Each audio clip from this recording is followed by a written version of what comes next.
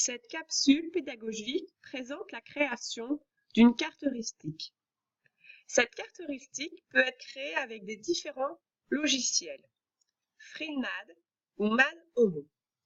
J'ai choisi de travailler avec MadHomo. Par contre, je travaille avec la version gratuite, donc je n'ai pas eu la possibilité de changer les couleurs des branches. Normalement, pour une carte heuristique, chaque branche doit être de couleurs différentes. Cela permet d'améliorer la mémorisation. Voici la présentation d'une carte heuristique que j'ai effectuée avec mes élèves de 3e. Le thème général de cette carte est différentes tensions. Donc ça se trouve au centre de la carte heuristique. Donc on va s'intéresser à comment on peut produire ces différentes tensions. Les tensions peuvent être produites avec des éléments différents. La pile, l'aimant et la bobine, un alternateur qu'on retrouve dans une centrale nucléaire ou une centrale thermique, et un GTBF. Un GTBF signifie générateur de très basse fréquence. Dans un premier temps, nous allons nous intéresser à la pile. Donc au niveau de la pile produit une tension continue. Définition d'une tension continue, une tension dont la valeur ne change pas au cours du temps. Puis nous allons nous intéresser à l'aimant et à la bobine.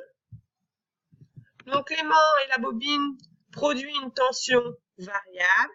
Définition d'une tension variable, une tension dont la valeur change au cours du temps. Puis nous allons nous intéresser à l'alternateur. L'alternateur produit une tension alternative périodique. Cela signifie deux choses. Donc une tension alternative, c'est une tension variable qui prend des valeurs tantôt positives, tantôt négatives. Et périodique est caractérisée par la période T en secondes et par sa valeur Umax en volts. Puis nous allons nous intéresser, pour finir, au GTBF. Donc une GTBF produit une tension alternative, périodique, sinusoïdale. Donc ça a les mêmes caractéristiques que l'alternateur, sauf que la courbe est sinusoïdale.